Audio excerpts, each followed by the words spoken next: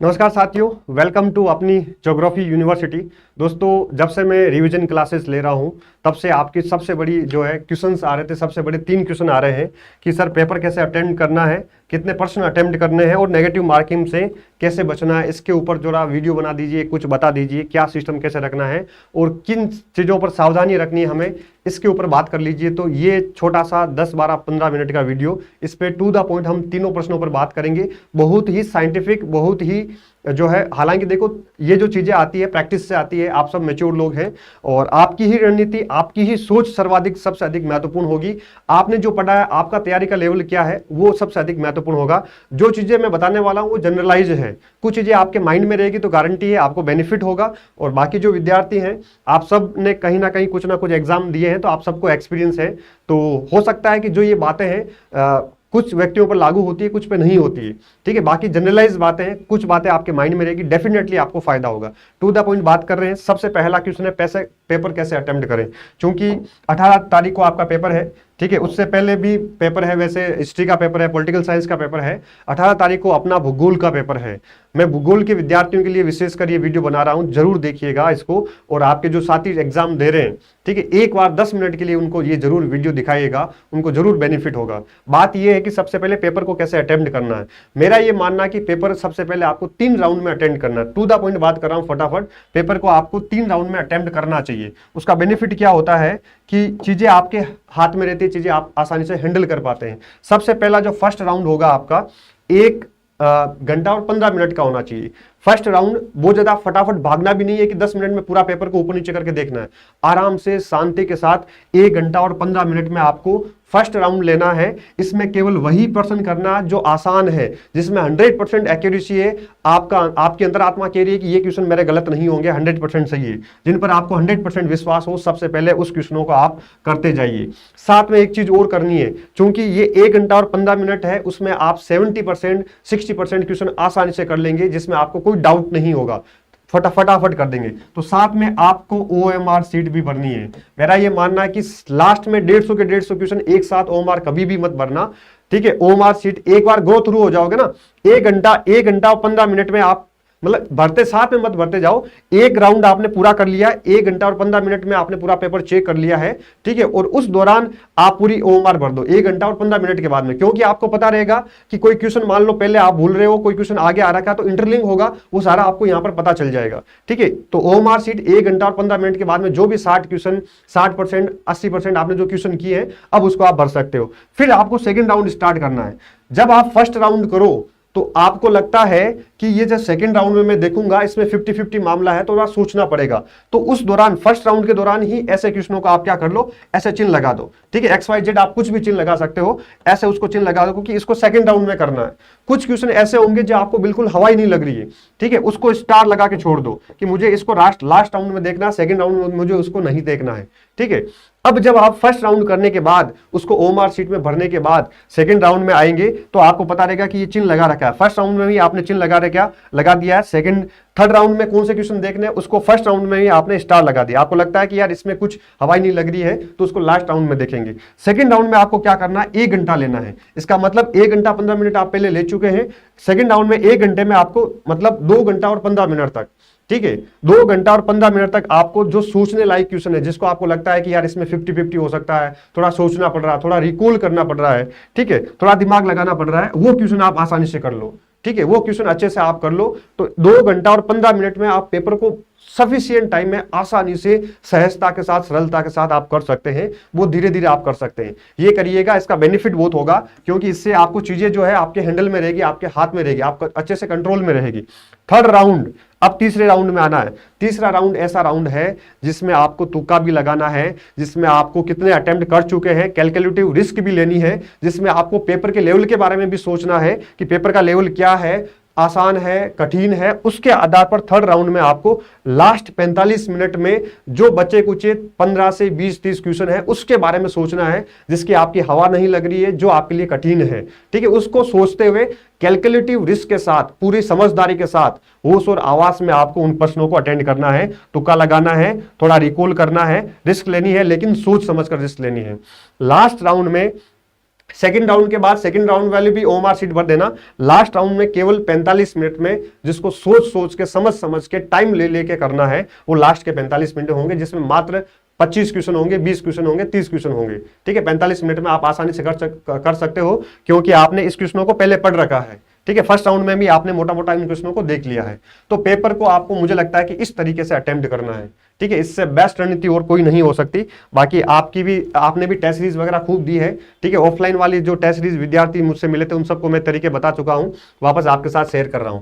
अब अगला प्रश्न आता है आपका कि कितने परसेंट अटेम्प्ट करें। ठीक है, ये जो क्वेश्चन है कि कितने क्वेश्चन अटेम्प्ट करें, इसका कोई मानक नहीं है। फिक्स माइंडसेट आप भी बनाकर मत जाना। ठीक है, आपने पहले ही माइंडसेट बना लिया कि मुझे तो 150 में से 150 करना है, 140 करना है, ये बनाकर मत जाना। इसका कोई फिक्स क्राइटेरिया नहीं है।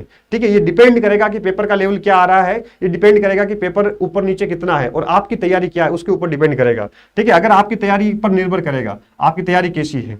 पेपर का लेवल जो है अगर कठिन आता है तो मेरा ये मानना है कि 142 तक आप अगर कठिन आता है तो मेरा ये मानना है कि 130 से 135 तक तो आपको अटेम्प्ट करना चाहिए। कठिन है फिर भी 130 तक तो आपको टच करना चाहिए। कैटेगरी वाइज अलग अलग हो सकता है, कैटेगरी पे मैं नहीं जाता हूं, जनरलाइज बात कर रहा हूं। ठीक है, 130-35 जो है आपको अटेम्प्ट करना चाहिए। अगर पेपर आसान है तो आपको जो है मुझे लगता है कि 142 तक जाना चाहिए। ठीक है, अगर तैयारी अच्छी है तो मैं बात कर रहा हूं। ठीक है, तैयारी अच्छी है उस विद्यार्थी को 142 तक जाना चाहिए। तैयारी अच्छी है, पेपर बहुत कठिन है तो 130-35 तक आपको जाना चाहिए। ठीक है, 10-15 क्वेश्चन, आप बहुत ज्यादा पेपर कठिन है तो 10-15 क्वेश्चन छोड़ सकते हैं, नहीं तो केवल 7-8 क्वेश्चन ही आपको छोड़ना है। 142-145 तक भी जा सकते हैं। मेरे दोस्त है हनुमान गोदारा, उन्होंने पिछली बार 150 में से 150 भी अटेम्प्ट किए हैं। ठीक है, तो डिपेंड करता है आपकी तैयारी पर। अब पेपर 1 की क्या स्थिति है, पेपर 1 जो है इस बार थोड़ा सा टफ रहे, मतलब पेपर 1 में आप ज्यादा अटेम्प्ट कर पाएंगे। पेपर 2 में, पेपर 2 आपके लिए आसान होगा। पेपर 2 में आप ज्यादा क्वेश्चन अटेम्प्ट कर पाएंगे क्योंकि पेपर 2 आसान है पेपर 1 की तुलना में। क्यों? क्योंकि पेपर 1 में थोड़ा रिसर्च का पार्ट भी है, उसमें थोड़ी कई बार समस्या आ जाती है, जनरलाइज चीजें हम नहीं पढ़ते हैं। पेपर 1 में जियो स्पेशल टेक्निक्स और थोड़ा सा स्टैटिक्स वगैरह है, तो पेपर 1 से ज्यादा पेपर 2 में आप अच्छे मार्क्स लेकर आ सकते हैं। तो ये भी फिक्स मत करना कि पेपर 2 में इतना अटेम्प्ट करेंगे, पेपर 1 में इतना अटेम्प्ट करेंगे, लेकिन पेपर 1 में जो आप रिस्क लेंगे वो बहुत सोच समझ कर लीजिएगा। ठीक है, थोड़ा सा ये कैलकुलेट करना है रिस्क, राइट, ये थोड़ा सा ध्यान में रखना है। अगर मैं पिछले मेरिट की बात करूं कि पिछली बार क्या स्थिति रही है, तो 2021 में जो पेपर हुआ था उसमें इंटरव्यू कट ऑफ गई है, वो फाइनल 114 नंबर गई है। ठीक है, फाइनल 114 नंबर गई है इंटरव्यू की कट ऑफ। ठीक है, तो आपके पेपर 3 में कितने बन रहे हैं और अभी क्या स्थिति है पेपर 1 और पेपर 2 में, उस हिसाब से आप थोड़ा सा आकलन भी कर सकते हैं। फाइनल कट ऑफ गई थी, बहुत ज्यादा गई है, 158 गई है, तो ये 114 नंबर तो बहुत कम है। मेरा ये मानना है कि पेपर 3 और पेपर 1 और 2 दोनों मिला के आपके लगभग जो है 140 प्लस तो नंबर आने ही चाहिए, राइट। उस हिसाब से आप अपना हिसाब जोड़ लेना। 2018 वाला जिसमें मैं सेलेक्ट हुआ था, 103 इंटरव्यू कट ऑफ गई थी, 103 इंटरव्यू की कट ऑफ गई थी, 100 सीट थी, यहाँ पर केवल 48 सीट थी। तो इस बार सीट खूब है, ठीक है, सीटें खूब है, 150 सीटें हैं और 137 final merit time cut off गई थी, 137 नंबर फाइनल कट ऑफ गई थी। तो बहुत माइनर सा अंतर रहता है विद्यार्थियों के बीच में, ठीक है, पॉइंटों का अंतर रहता है। तो आप उस हिसाब से कैलकुलेशन कर लेना कि कितने करने हैं। तो मेरा ये मानना है कि आपके पेपर 3 और दोनों पेपर मिलाकर 140 प्लस किसी हालत में मार्क्स आने चाहिए, ये सबसे बेस्ट रहेगा, सिक्योर रहेंगे आप। ठीक है, उसके बाद में चलते हैं नेगेटिव मार्किंग से कैसे बचना, ये बहुत जरूरी है। ये सबसे बड़ा जो है सवाल है और सबसे बड़ी समझदारी इसमें आपके काम आएगी, क्योंकि ये आपकी एक्यूरेसी को बढ़ाएगी। पहली बात ये है कि तैयारी अगर आपकी बढ़िया है, वो शानदार तैयारी है, आपने अपना 100% दिया है, अपने दिल से जान लगाकर मेहनत की है, तो आपको थोड़ा सा रिस्क भी लेना चाहिए। ठीक है, नेगेटिव मार्किंग जो है बिल्कुल भी नहीं डरना है। नेगेटिव मार्किंग 1/3 होती है, कोई दिक्कत नहीं है, ओवरऑल आपको बेनिफिट ही होना है। सबसे पहली बात देखो, जहां पर 2 ऑप्शन आते हैं, ठीक है, 2 ऑप्शन सीधा आपने एलिमिनेट कर दिया कि 2 ऑप्शन 100% नहीं होंगे, आंसर इन 2 ऑप्शन में छुपा हुआ है, तो आपको वो सारे प्रश्न अटेंड करने। जहां 50-50 का मामला है, सारे क्वेश्चन अटेंड करना, फायदा होगा, बहुत बढ़िया फायदा होगा। अब मामला आता है कि 3 ऑप्शन है, ऐसा लग रहा है कि यार एक ऑप्शन तो 100% नहीं होगा, 3 ऑप्शन में आंसर छुपा हुआ है।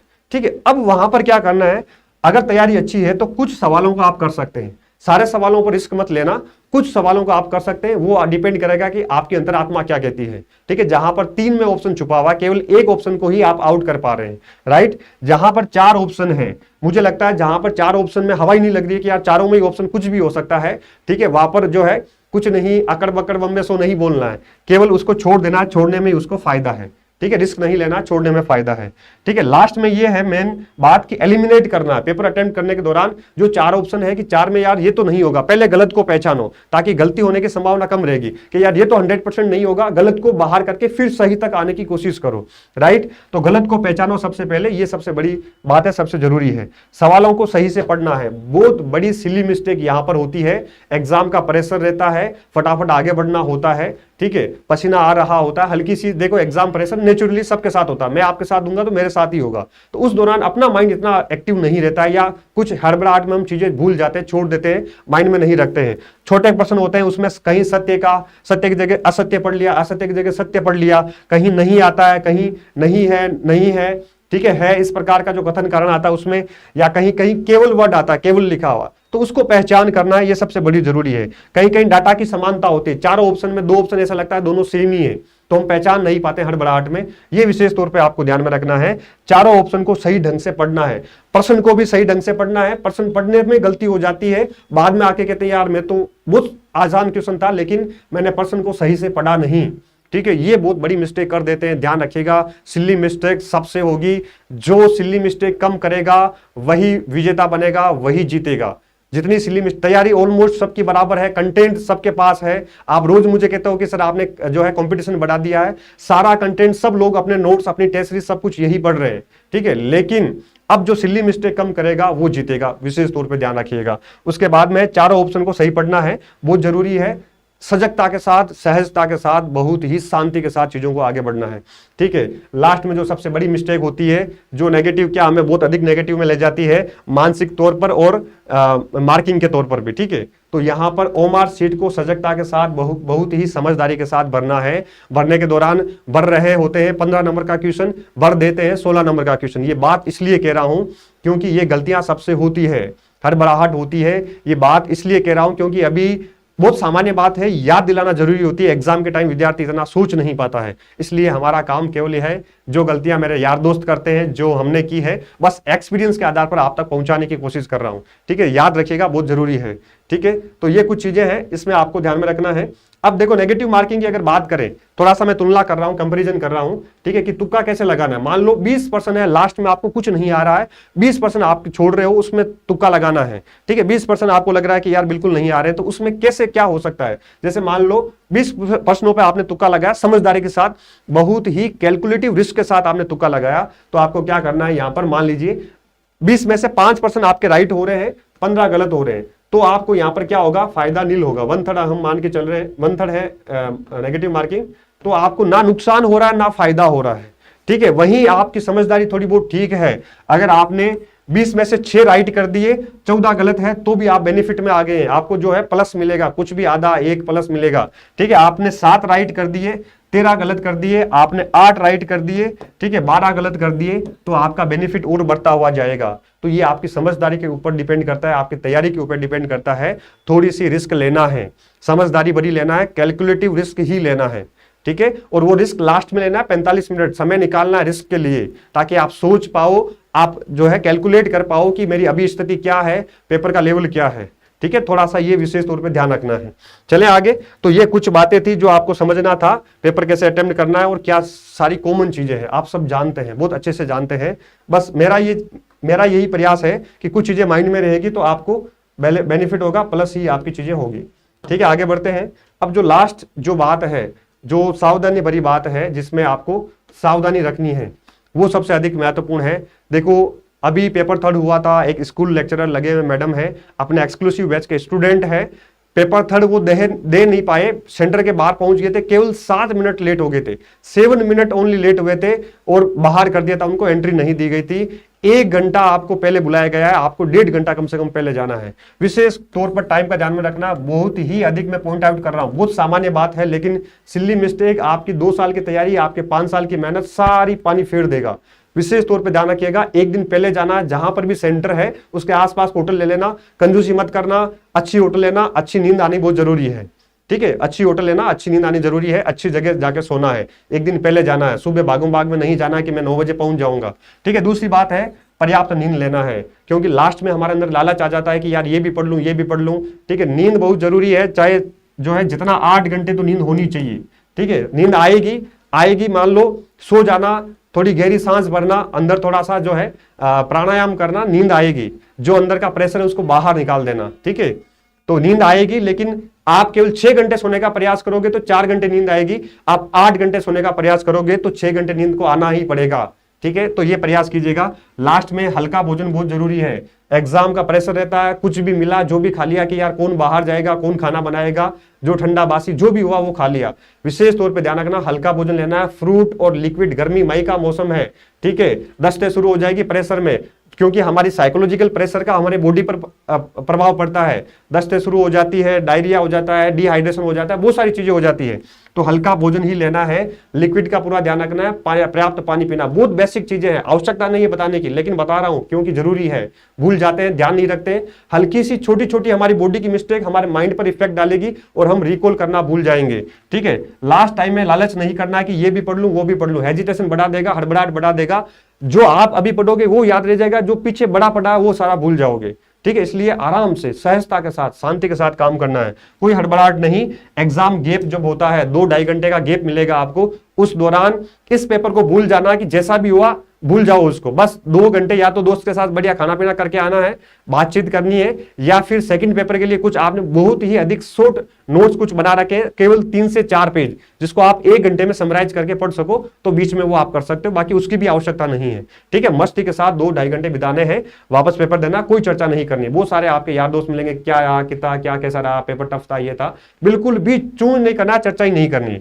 अंतिम रणनीति यही है, जितना सहज रहेंगे, जितना साथ रहेंगे, जितना सरल रहेंगे एग्जाम हॉल में, उतना ही पेपर आपका बढ़िया होगा। आपकी शांति, आपकी सहजता, आपकी सरलता, उतनी ही आपकी रिकॉल पावर बढ़ने की क्षमता बढ़ेगी, ठीक है। जितना रिकॉल कर पाएंगे, क्योंकि आपका दिन है, ये दिन बहुत अधिक महत्वपूर्ण है। आपकी जो 18 जो मई का पेपर है, 18 मई आपकी जिंदगी का बहुत ही इंपॉर्टेंट दिन है, आपकी जिंदगी का बहुत महत्वपूर्ण दिन है। तो इस बेसिक चीजों का आपको ध्यान में रखना है, ठीक है। लास्ट में जाते जाते यही मैसेज के रूप में कहूंगा कि आप सभी को ऑल द बेस्ट।